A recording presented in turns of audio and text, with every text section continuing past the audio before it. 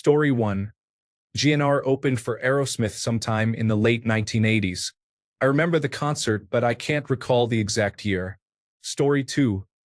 There are too many to choose one, but these are my top 3. 1. Greg Allman at a small club in San Francisco, California, in 1987. 2. Neil Young solo at the Memorial Auditorium in Sacramento, California, in 1999. 3. Peter Gabriel at the King's Arena in Sacramento, California. Story 3.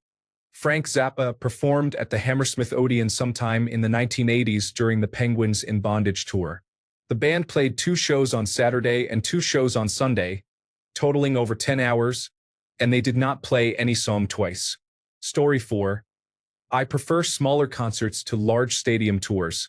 My favorite concerts have featured small indie rock bands in the venues of New York City, such as the Bowery Ballroom or Irving Plaza. Story 5. It's hard to pick just one. My top 3 are Elton John, the Rolling Stones, and Prince. I have been to some great concerts, fortunately. Story 6. I have seen him a couple of times before, so I am confident in saying Jack White is on this recent tour. The thrill of discovering that one of your favorite artists will be in your city, getting tickets just days before, and experiencing the performance with other dedicated fans in a small venue, when they typically perform in stadiums, is exhilarating. I don't think I pulled out my phone once after the opener. I was just present and could feel the music through my feet. Story 7. Disturbed was mostly disturbed because In This Moment opened for them in Duluth, Georgia. Story 8. LCD Sound System opened for Arcade Fire. Frankly, LCD was the better act. Story 9. LCD Sound System. All my friends canceled or sold their tickets, but I actually went, and I don't regret it for an instant. Story 10. Bruce performed at Arizona State University in a cozy venue with just his guitar and a stool. He narrated stories and played his hit songs for over 4 hours. It was an absolutely incredible experience. Story 11. Meatloaf was at the height of his Bat Out of Hell 2 comeback. It was an enjoyable experience, and his voice was truly at its finest. My first real concert made it even better. Story 12. Every time I have seen Green Day or the Grateful Dead, they have been fantastic, but the best was The Police backed by the Flock of Seagulls and The Fix in Foxborough. Story 13. I saw Pink Floyd's The Division Bell Tour in 1994. It was an incredible show, especially for my first concert. I was quite young to be at that event. I also saw Metallica at an unusually small venue in 1998, and it was amazing to experience a concert focused solely on the music. Story 14. Pearl Jam, LA Sports Arena, 2013. Seeing Eddie Vedder swing from these giant poles while the rest of the band jammed is definitely an image I will remember forever. Runner-ups would be Coheed and Cambria, Bad Religion, and Coors. One of these names is not like the others. Story 15. Moody Blues performed at Deer Lake in Burnaby in 1995. In 2016, they played at a small venue called Sloan. They are as grand as they were in their heyday. In 1985, my friends convinced me to see Rat, and I took them to see Chicago. Story 16. Genesis, Pink Floyd, David Bowie, and Led Zeppelin. I was very lucky to see all these amazing bands without having to pay hundreds of dollars back in the day. We would usually go 2 nights in a row. Those were incredible times. Story 17. My senior year of high school in 1993, Rage Against the Machine opened for House of Pain. No one knew who they were yet. Story 18. David Gilmour a few months ago. It was incredible. I've been to hundreds of concerts, and he was on my bucket list. The ticket was $900, but it was totally worth it. Story 19. Imagine Dragons in Fenway Park was pretty special. It was the first concert my kids ever attended, and it was a memorable one. Story 20. Stevie Ray Vaughan performed at a dive bar in Lubbock, Texas, called Fat Dogs. The venue had a capacity of about 150 people in 1979 and 1980. This happened several times. Story 21. My first concert will always be special. Guns N' Roses and Metallica, with Faith No More opening. Small venue. The Tea Party at my university's student bar. Medium venue, Krungbin. Arena, Tool. Story 22. At a Mudvayne concert, someone threw a giant boot from the back, hitting the singer in the head. He stopped the show and left. Story 23.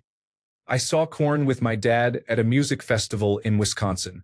I'm not even a fan of Korn's music and only knew one song, but they put on an amazing show. Besides that, I saw Tyler Childers at the United Center last year. Story 24. Quinn 92 at the Wilma in Missoula. It was a small, intimate show, but the crowd was incredibly invested, and everyone knew every word. Additionally, Kyle was his surprise opener, adding the perfect touch to the evening. Story 25. Jay-Z and R. Kelly's Best of Both Worlds tour in 2004 was a remarkable event. Everyone and their family attended. The sound quality was excellent, and they truly put on a great show. Story 26. Green Day at a smaller venue in Berkeley was my first thought, but it was actually the San Francisco Symphony performing Beethoven and Shostakovich's Fifth Symphonies. Run DMC and the Beastie Boys in 1986 in Oakland was pretty great too. Story 27. Prince's 1999 album tour featured the best live show ever.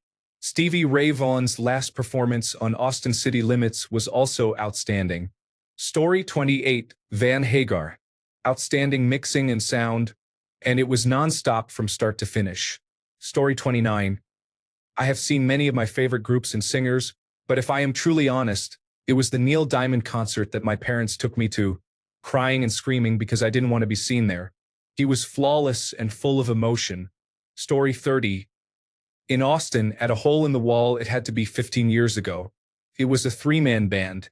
At the end of every song, they would switch instruments. I was a bit drunk and completely blown away by their performance. They were fantastic, and they had 3 different styles. I have never seen anything like it since. For the life of me, I can't remember how they are or were.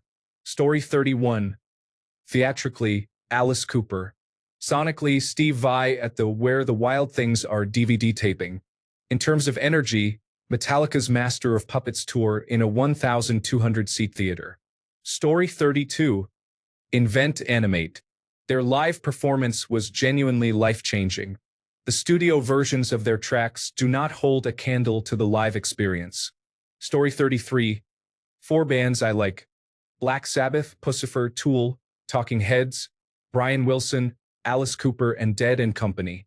Who would be amazing? Eagles and Enema. Story 34. Dawes closed out a night of XPN Fest in Camden, New Jersey. The sun set, and the sky was gorgeous.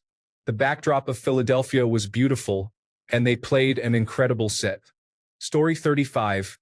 Foo Fighters headlined Glastonbury in 2017. I am not even that big a fan, but the entire set was electric, and you couldn't help but be swept up in the euphoria of it. Story 36.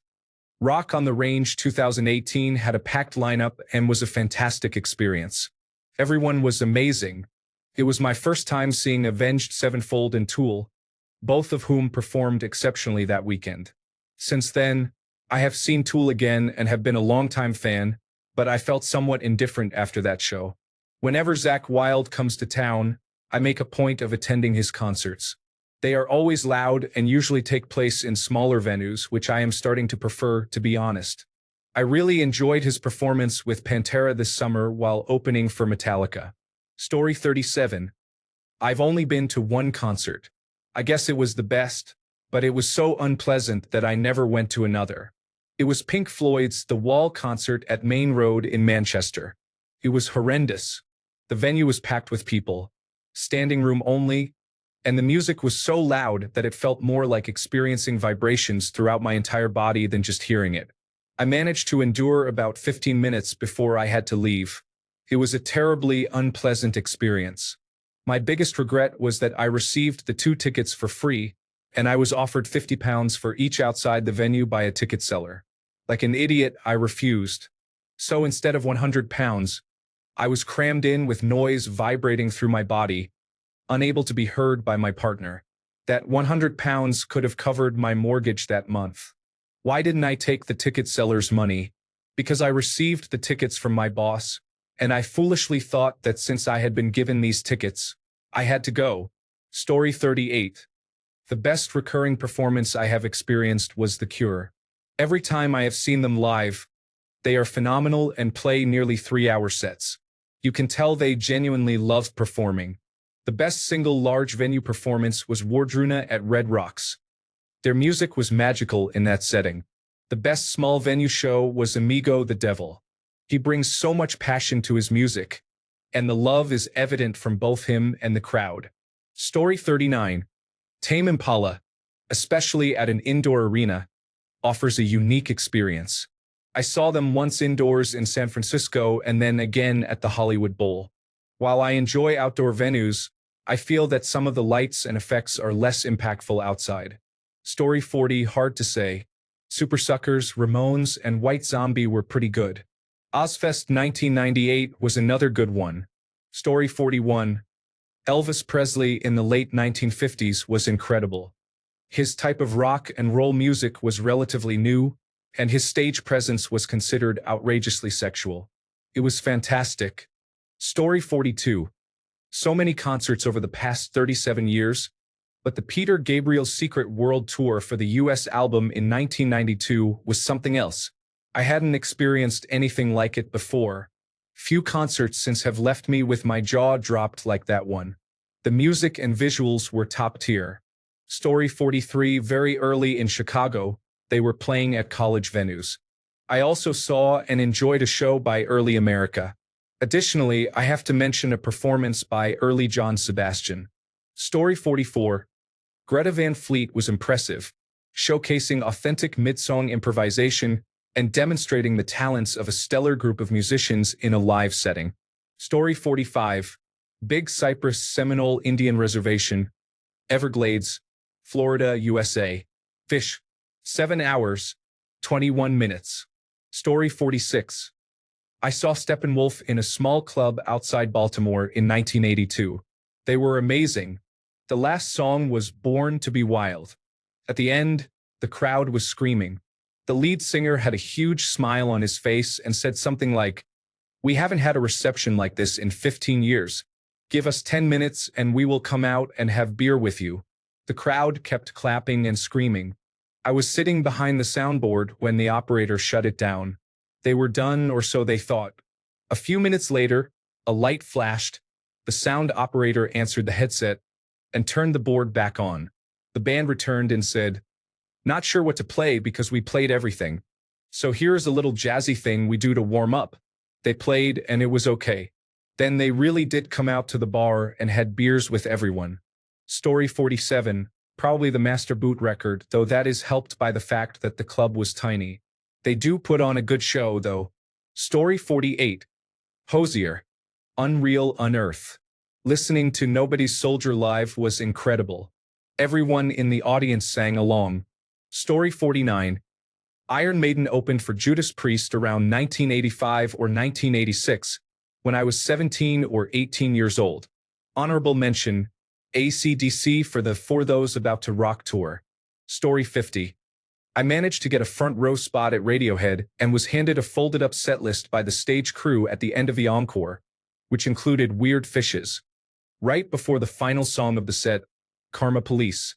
It was the last show of their tour as Radiohead to date. The stars aligned that night, and I am forever grateful for that memory.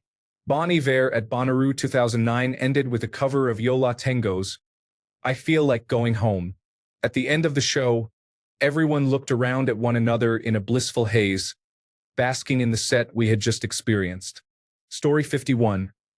Unironically, Kanye West's 2014 Yeezus tour was a painful reminder of how far gone he is when the old Facebook pictures of my ticket stub appeared on Facebook.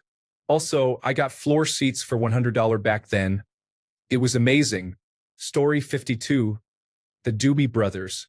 Heart. The Eagles. Glenn Frey, Don Henley. Kansas. Rod Stewart. Jimmy Buffett.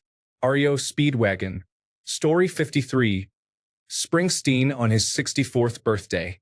Floor tickets at the Meadowlands. He played nonstop for over 4 hours. The energy was incredible. Story 54. Grateful Dead performed at a Day on the Green event at Spartan Stadium in San Jose. I believe ZZ Top was there as well. This was in the late 1970s and early 1980s. Another notable performance was by Sammy Hagar in Napa in 1978. Story 55. In 1986, Skinny Puppy performed in a damp hockey arena.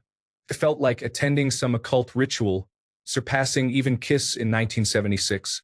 Story 56. Cascade Redux at Brooklyn Mirage was a daytime event featuring amazing visuals, great vibes, and a fantastic playlist. I would love to see him live again. Story 57. Bryan Adams. I actually meant to see Joan Jett and thought he was opening for her, not the other way around, but it was definitely one of the best concerts I've attended. Pink is also a close second. Story 58. The War on Drugs. I recently started making an effort to attend more concerts, and they absolutely rocked. Story 59. Neil Young. Solo Acoustic. Saratoga Performing Arts Center, Saratoga, New York. Summer of 1983. 3.5 hours. Absolute Nirvana. Story 60. Tough Question. Rush and Thin Lizzy in 1976. Second row. Lynyrd Skynyrd in 1977. Emerson, Lake and Palmer Without Orchestra in 1977. Fifth row. Supertramp's Breakfast in America Tour. Peter Gabriel's I.O. Tour. Kiss's Alive Tour with Rainbow opening in the 10th row. So many concerts over the years. I am a retired musician and house sound engineer, so there's that. I made many connections during those early times. Story 61. If you consider a performance as opposed to a concert, The Temptations and the Four Tops at the Apollo in New York City create an unforgettable show. If you insist on a true concert, I choose Woodstock as it holds significant historical impact. Story 62. Lollapalooza 1996 featured Metallica, Soundgarden, Rage Against the Machine, Ramones, and Melvins in North Carolina. It was incredibly hot and the pit was a dust bowl, but they had a shower tent. I will never see anything that epic again. Thanks a bunch for sticking around till the end of the video. Remember to subscribe, and until next time, stay awesome and goodbye.